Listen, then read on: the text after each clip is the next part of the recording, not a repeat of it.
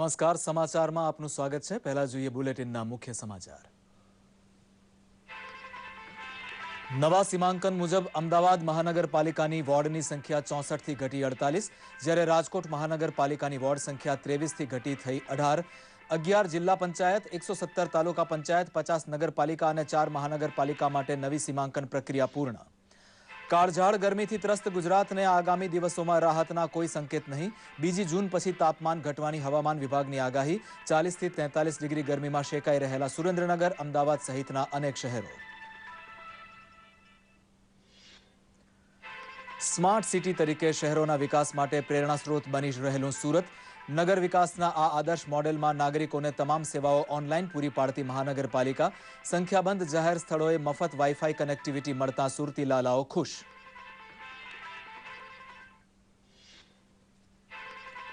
જમીન સંપાદન સુધારા વિધેયક મુદ્દે રચાયેલ સંયુક્ત સંસદીય સમિતિની દિલ્હીમાં મળેલી પ્રથમ બેઠક। સમિતિના 30 સભ્યોએ હાથ ધરી વિધેયકની વિવિધ જોગવાઈઓ અંગેની ચર્ચા।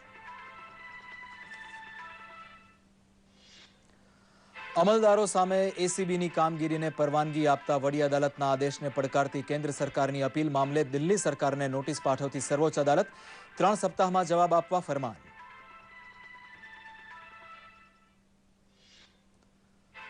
ગ્રાહક અધિકારના રક્ષણ માટે શક્તિશાળી ફોરમની હિમાયત કરતા મંત્રી અરુણ જેટલી બદલાયેલી સ્થિતિના પગલે ગ્રાહક અધિકાર સંરક્ષણ કાયદામાં ફેરફાર જરૂરી હોવાનું જણાવ્યું। સમાચાર વિગતવાર। કેન્દ્ર સરકારના મહત્વના જમીન સંપાદન સુધારા વિધેયક મુદ્દે રચવામાં આવેલી સંયુક્ત સંસદીય સમિતિની આજે પ્રથમ બેઠક મળી છે। ભાજપા સાંસદ એસ આહલુવાલિયાની અધ્યક્ષતામાં આ 30 સભ્યોની સમિતિની પ્રથમ બેઠક મળી છે। આ સમિતિ સંસદના ચોમાસુ સત્રના પ્રથમ દિવસે પોતાનો અહેવાલ પ્રસ્તુત કરશે। આ સમિતિમાં 20 સભ્યો લોકસભાના તથા 10 સભ્યો રાજ્યસભાના છે, જેમાં કોંગ્રેસના નેતા જયરામ રમેશ, દિગ્વિજયસિંહ અને કેવી થોમસ સહિત જેડીયુના શરદ યાદવ, એનસીપીના શરદ પવાર જેવા ઘણા રાજકીય પક્ષોના સભ્યોનો સમાવેશ થાય છે। સભ્યો વિધેયકની વિવિધ જોગવાઈઓ પર ચર્ચા કરી રહ્યા છે। એન્ટી કરપ્શન બ્યુરોના મામલે સુપ્રીમ કોર્ટે દિલ્હી સરકારને નોટિસ પાઠવી છે। સુપ્રીમ કોર્ટે અમલદારશાહી વિરુદ્ધ એસીબીની કામગીરીને પરવાનગી આપવાના હાઈકોર્ટના આદેશને પડકારનારી કેન્દ્રની અપીલના મુદ્દે દિલ્હી સરકારને નોટિસ પાઠવી છે। સુપ્રીમ કોર્ટે એસીબીની સત્તા સીમિત કરવા સંબંધી અધિસૂચનાને શંકાસ્પદ ઠેરવતા હાઈકોર્ટના આદેશને સ્થગિત કરવાની માગ કરતી કેન્દ્ર સરકારની અરજી માટે દિલ્હી સરકાર પાસેથી 3 અઠવાડિયામાં જવાબ માંગ્યો છે। સુપ્રીમ કોર્ટે હાઈકોર્ટને આદેશ આપ્યો છે કે તે 25મી મેના રોજ આપેલા પોતાના નિર્ણયની ટીકાથી પ્રભાવિત થયા વિના દિલ્હી સરકારની હાલની અરજી ઉપર સ્વતંત્રપણે કાર્ય કરે। દરમિયાન કેન્દ્રીય ગૃહમંત્રી રાજનાથસિંહે સ્પષ્ટતા કરી છે કે કેન્દ્ર સરકાર કોઈ પણ માધ્યમ થકી દિલ્હી સરકારના શાસનમાં હસ્તક્ષેપ કરવા માંગતી નથી। लेकिन लॉ एंड ऑर्डर की प्रॉब्लम मेरी खड़ी होगी तो मैं समझता हूं कि उसको कंट्रोल करना ये जिम्मेदारी है ही हम लोगों की। કેન્દ્રીય નાણામંત્રી અરુણ જેટલીએ આજે દિલ્હીના વિજ્ઞાન ભવનમાં ગ્રાહક બાબતોના રાષ્ટ્રીય સંમેલનમાં સંબોધન કરતા જણાવ્યું કે વ્યાપારિક પદ્ધતિઓમાં પરિવર્તન આવવાથી ગ્રાહક અધિકારના રક્ષણ માટે શક્તિશાળી ફોરમની જરૂર છે। એમણે ગ્રાહક અધિકારી સંરક્ષણ કાયદામાં પરિવર્તનની જરૂરિયાત પણ જણાવી હતી। તેમણે કહ્યું કે ગ્રાહક વધુ ખરીદી કરશે તો વધુ ઉત્પાદન થશે અને વધારે ઉત્પાદનથી વિકાસ વધુ ઝડપી અને સરળ બનશે।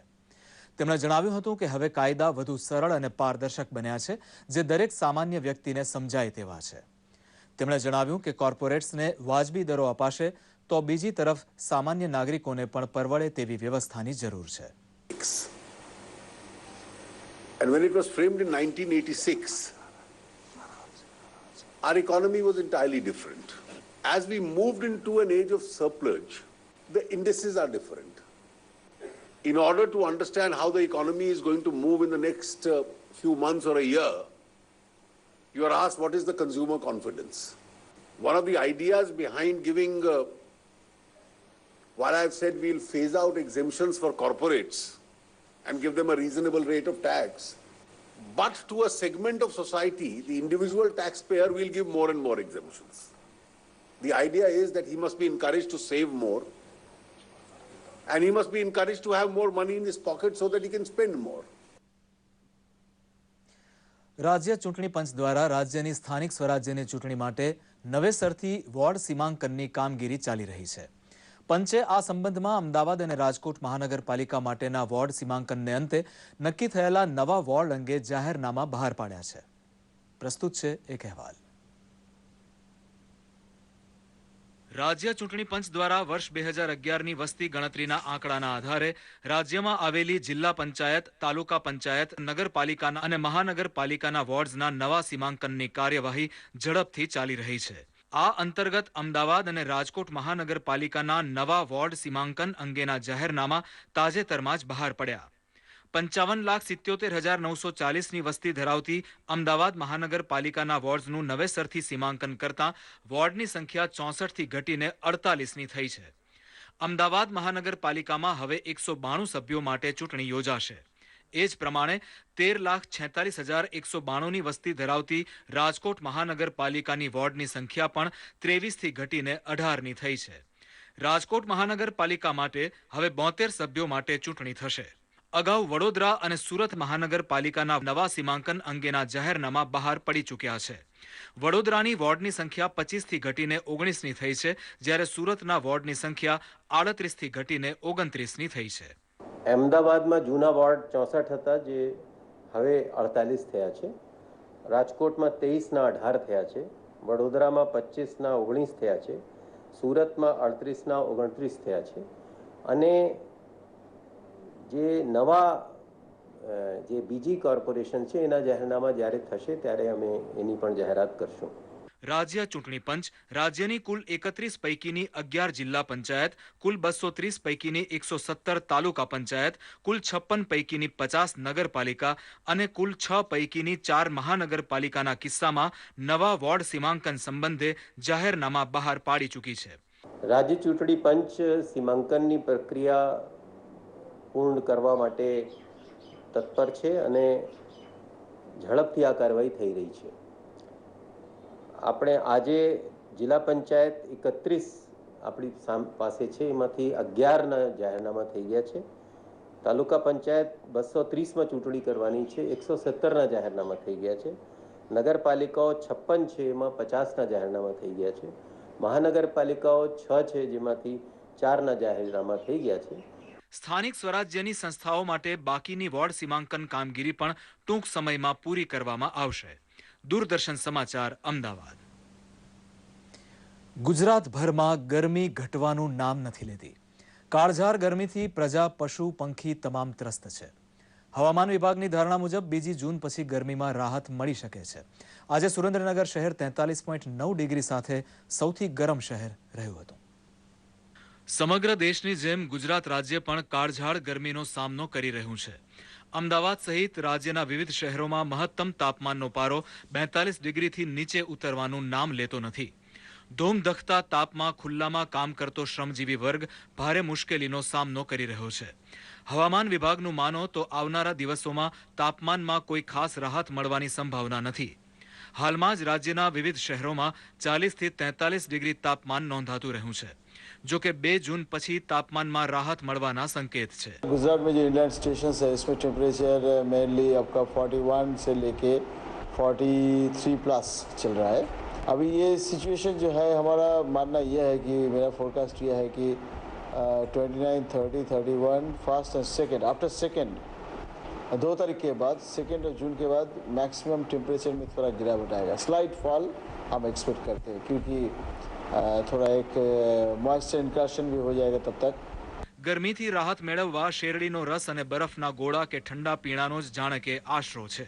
છેલ્લા 4-5 દિવસથી ગરમીનું પ્રમાણ વધી રહ્યું છે અને માર્કેટિંગ પીપલ્સ છીએ અમે, એટલે લૂ ને એવું ના લાગે એના કારણે અમે અહીંયા દરરોજ લસ્સી પીવા આવીએ છીએ. અને કાકાની લસ્સી બહુ સારી હોય છે, એટલે અમે અહીંયા કાયમ માટે લસ્સી પીવા આવતા હોઈએ છીએ. હાલ તો હવામાન વિભાગની સમયસર ચોમાસાના આગમનની આગાહી સાચી પડે એવી આશા લોકો રાખી રહ્યા છે. દૂરદર્શન સમાચાર, અમદાવાદ. ટેકનોલોજી વડે સુશાસન કેમ થાય તે ગુજરાતે સફળ રીતે ભારતને બતાવી આપ્યું છે. વિશ્વમાં સૌથી વધુ ઝડપે વિકસી રહેલા શહેર પૈકી ચોથો ક્રમ ધરાવતું સુરત ઘર આંગણે ભારતમાં નગર વિકાસનું આદર્શ મોડેલ બની ચૂક્યું છે. 300 જેટલા બીજી શ્રેણીના શહેરોના વિકાસ માટે સુરત પ્રેરણા સ્ત્રોત બન્યું છે. અહીં મહાનગરપાલિકા તરફથી નાગરિકોને બધી સેવા ઓનલાઈન મળે તે માટે મોબાઈલ એપ કાર્યરત કરાઈ છે, તો શહેરને વાઈફાઈ પણ બનાવી દેવાયું છે.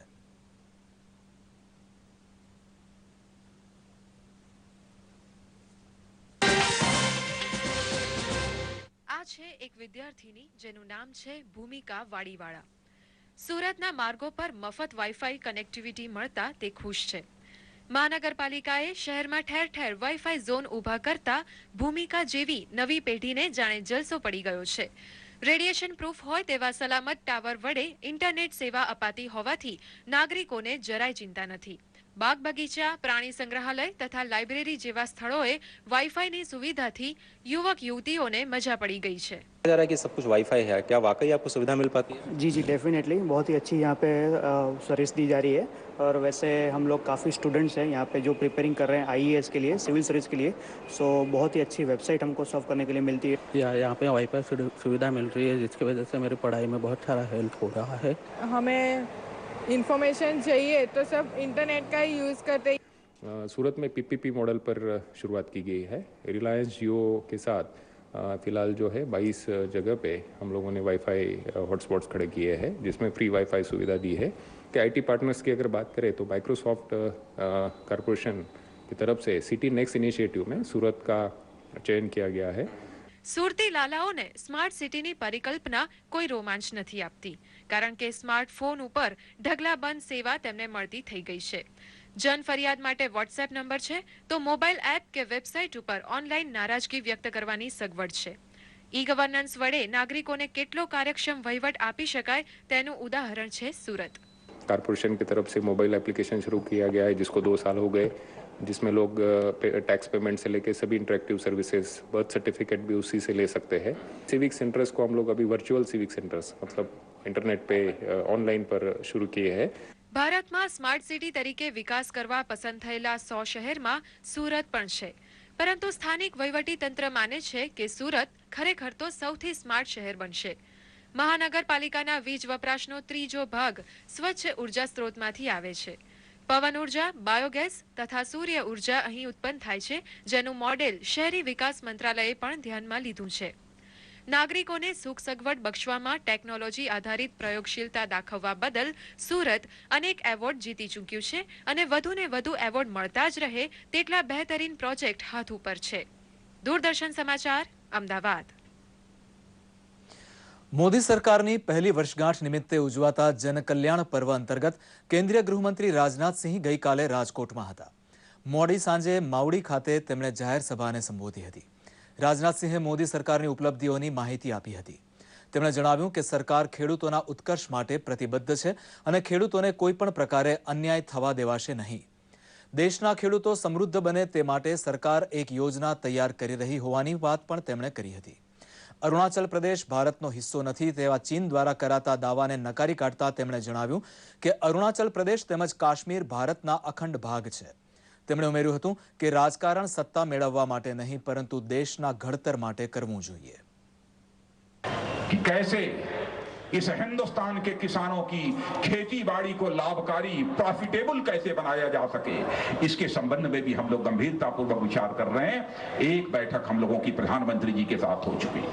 इसीलिए मैंने कहा कि राजनीति केवल सरकार बनाने के लिए नहीं करनी चाहिए, बल्कि राजनीति यदि करनी चाहिए तो देश बनाने के लिए राजनीति करनी चाहिए. આ સાથે જ આજનું આ બુલેટિન અહીં પૂરું કરીએ છીએ.